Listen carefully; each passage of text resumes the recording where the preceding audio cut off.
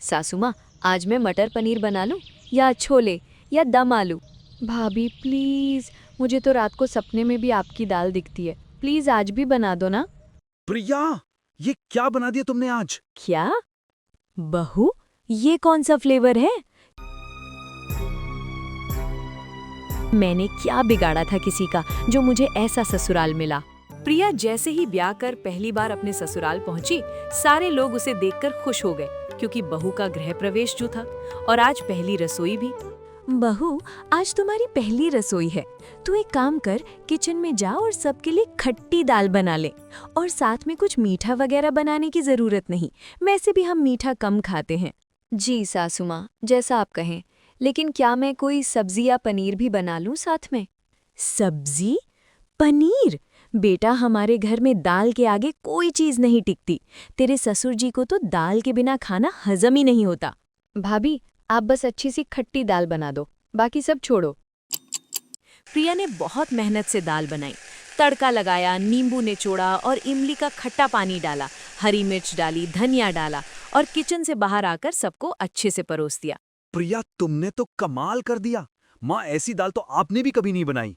हाँ, मुझे मानना पड़ेगा। बहू, तेरे हाथों में तो सचमुच जादू है। बहू, अब से तुम खाने में रोज ऐसी ही खट्टी दाल बनाना। जी पिताजी। इसी तरह प्रिया रोज किचन में जाती, कुकर में दाल उबालकर उसमें तड़का लगाती, नींबू निचोड़ती और इमली, हरी मिर्च, धनिया डालकर सबको परोस देती है। सासू माँ, आज मैं मटर पनीर बना लूं या छोले या दम आलू? बहू, मटर पनीर बाहर भी खा सकते हैं, तेरी दाल तो कहीं नहीं मिलती। आज भी दाल ही बना दे। लेकिन सासू माँ, रोज रोज दाल खाकर सब बोर हो जाएंगे। भाभी प्लीज, मुझे तो रात को सपने में भी आपकी दाल दिखती है। प्लीज आज भी बना दो ना। इन्हें दाल के बिना नींद नहीं आती और मुझे दाल की वजह से नींद नहीं आती। मैं पागल हो जाऊंगी। मुझसे तो ये रोज रोज दाल नहीं खाई जाती। पता नहीं इन लोगों को दाल में क्या अच्छा लगता है। प्रिया हर रोज दाल बनाती है। सुबह उठती, दाल भिगोती, दोपहर में दाल पकाती, शाम को दाल का तड़का लगाती, रात को दाल परोसती।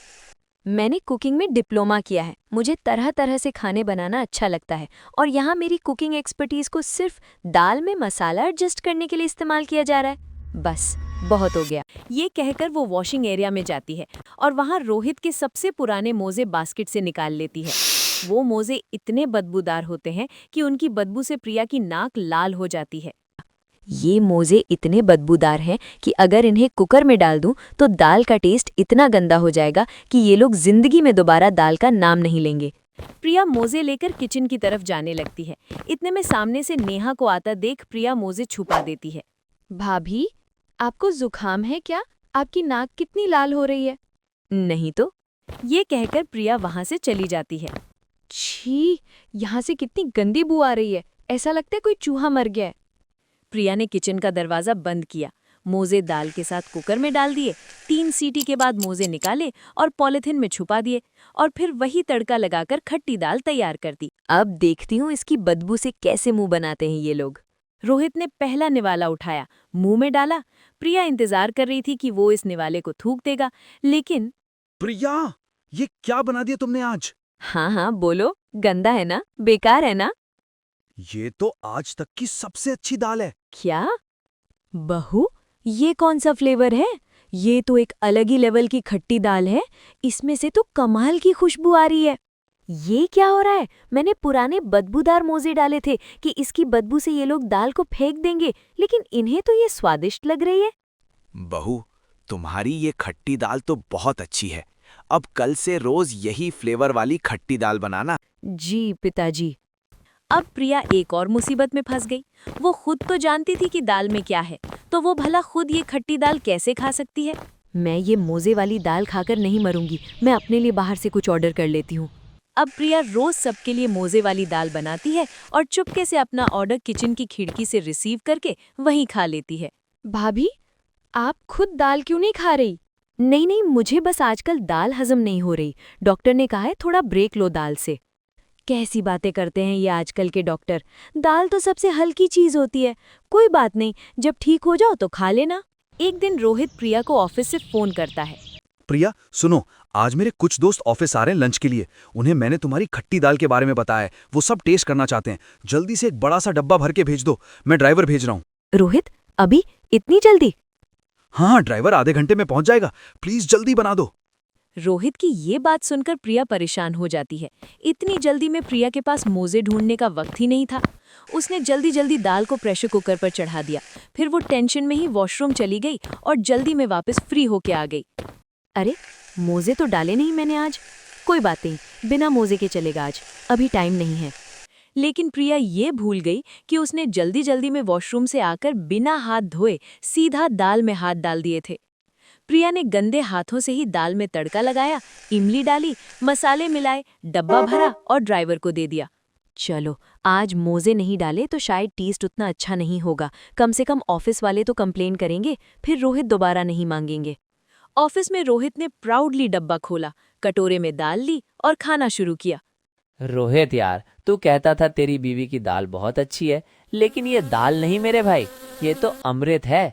मेरी बीवी 20 साल से दाल बना रही है, लेकिन ऐसी खट्टी क्या बताऊं, कभी नहीं खाई। मैंने कहा था ना, मेरी प्रिया की दाल का कोई मुकाबला नहीं। रोहित ने तुरंत प्रिया को फोन किया। प्रिया, मेरे दोस्तों ने दाल की बहुत तारीफ की। मैं जानता था कि उन्होंने आज तक ऐसी खट्टी दाल नहीं खाई होगी। बाय द वे, आज की दाल तो मेरे लिए भी बहुत यूनिक थी। कैसे बना लेती हो ऐसे स्वादिष्ट फ्लेवर? आज तो मैंने मोजे भी नहीं डाले थे, लेकिन इन्हें ये दाल इतनी टेस्टी कैसे लगी? लगता है मेरे ही हाथों में कोई जादू है। मेरी बनाई हर चीज सबको बहुत टेस्टी लगती है। अब प्रिया ने हर तरह से कोशिश की। उसने एक दिन बहुत अच्छी बिरयानी बनाई। सासू माँ, आज मैंने हैदराबादी बिरयानी बनाई है, दम पर रखी है। अच्छा रख दो, लेकिन खट्टी दाल भी बनाई है ना? हाँ। तो पहले दाल खाएंगे, बिरयानी बाद में देख लेंगे। बिरयानी टेबल पर सड़ती रही, किसी ने छुआ तक नहीं। फिर एक दिन प्रिया ने रेस्टोरेंट जैसा बटर चिकन बनाया। देखिए, आज मैंने बटर चिकन बनाया है, बिल्कुल रेस्टोरेंट वाला टेस्ट है। बहुत अच्छा बहू, लेकिन इसके साथ दाल भी दे दो थोड़ी सी। हाँ प्रिया, बटर चिकन तो हर जगह मिलता है, तुम्हारी खट्टी दाल कहीं नहीं मिलती। ये घर नहीं है, ये दाल का पागल खाना है। रोहित रात को सोने के बाद खट्टी पाद मारता था। वो पादें ऐसी थी जैसे कोई केमिकल बम फूटा हो। रोहित, ये क्या स्मेल है? ओह, क्या मैं सो रहा हूँ। सो रहे हो? तुमने अभी पाद मारी है, इतनी तेज कि मेरी आंखों में पानी आ गया। अरे होता है कभी कभी, सो जाओ। प्रिया ने अपनी नाक दुपट्टे से ढांप ली, लेकिन कोई फायदा नहीं हुआ। स्मेल इतनी कड़क थी कि दुपट्टे ने भी सरेंडर कर दिया था। दूसरी रात। रोहित, फिर से? प्रिया, दाल खाता हूँ तो गैस बनती है, नेचुरल है। नेचुरल? ये नेचुरल नहीं है, ये केमिकल वॉरफेयर है। मैं मर जाऊंगी।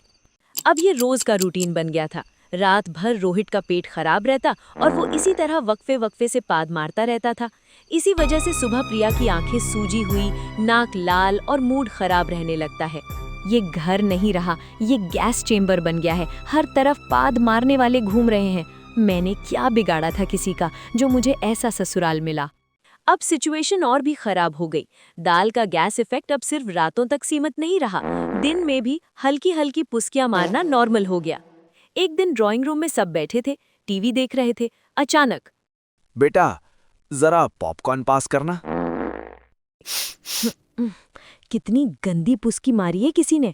अरे भाई, जो भी है रोक के रखो, मूवी का मजा खराब मत करो। 2 मिनट बाद, देखो भाभी, ये हीरो कितना हैंडसम है ना। नेहा, ये तो है ना, तेरी पाद पे थोड़ा कंट्रोल कर, नहीं तो बाहर जा रूम से। नहीं माँ, मैंने नहीं, भैया ने मारा है गंदा पाद।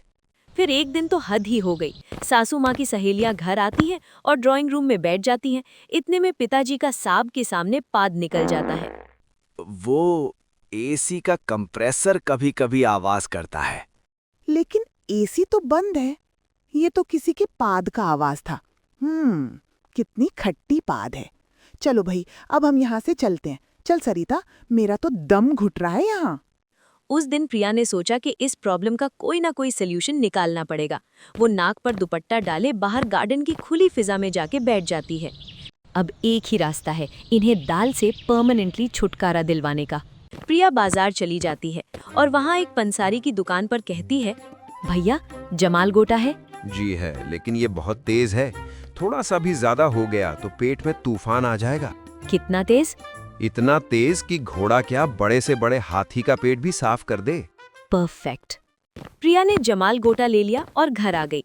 उस रात जब दाल बना रही थी, उसने दाल में जमाल गोटा मिला दिया। आज के बाद ये लोग जिंदगी में कभी दाल का नाम नहीं लेंगे। खाना तैयार हुआ, सबने दाल खाई, तारीफ की और सो गए। प्रिया, प्रिया उठो, मेरा पेट आ। रोहित उठकर सीधा वॉशरूम में भागा और 5 मिनट बाद, नेहा, बाथरूम का दरवाजा खोल, जल्दी। सासू माँ भागी, नेहा भागी, पिताजी भागे। घर में 3 वॉशरूम थे और 4 लोग क्यू में थे। पूरी रात घर में यही हाल रहा। कोई वॉशरूम में, कोई वॉशरूम के बाहर इंतजार में, कोई सीढ़ियाँ चढ़ रहा है, कोई उतर रहा है। प्रिया अपने कमरे में चुपचाप बैठी थी। ये तो सिर्फ ट्रेलर है, कल सुबह तक तो पिक्चर खत्म हो जाएगी और फिर ये लोग जिंदगी में दाल का नाम नहीं लेंगे। सुबह तक सब जमीन पर लेट जाते हैं। प्रिया एम्बुलेंस को बुलाकर सबको हॉस्पिटल ले जाती है। फिर वहाँ डॉक्टर ने सबका चेकअप किया। डॉक्टर साहब, ये अचानक कैसे हुआ? अचानक नहीं हुआ। मुझे बताइए, आप लोग डेली क्या खाते हैं? डॉक्टर साहब, हम रोज खट्टी दाल खाते हैं। रोज? जी, रोज, सुबह, दोपहर, रात। आप लोग कितने दिनों से रोज दाल खा रहे हैं? जब से भाभी आई हैं, लगभग 1.5 महीना। देखिए, दाल अच्छी चीज है, प्रोटीन है, फाइबर है, लेकिन रोज 3 बार, इससे आपकी डाइजेस्टिव सिस्टम खराब हो सकता है। हर चीज को प्रॉपर डाइट फॉलो करते हुए ही खाना चाहिए, वरना लेने के देने पड़ सकते हैं। डॉक्टर के जाने के बाद सबको हॉस्पिटल से डिस्चार्ज कर दिया गया और सब घर वापस आ गए। और फिर सब घर वालों को अपनी गलती का एहसास हो गया और सब ने प्रिया से माफी मांगी। बहू, हमें माफ कर दो। तूने हमें कितना समझाया, लेकिन हमने तेरी एक न सुनी। तुम कितनी अच्छी शेफ हो ये जानते हुए भी हमारी वजह से तुम्हें सिर्फ एक ही तरह का खाना बनाना पड़ा। अब से हफ्ते में सिर्फ 2 दिन खट्टी दाल बनेगी और बाकी दिन सब्जी। 2 दिन खट्टी दाल? ये लोग नहीं सुधरने वाले।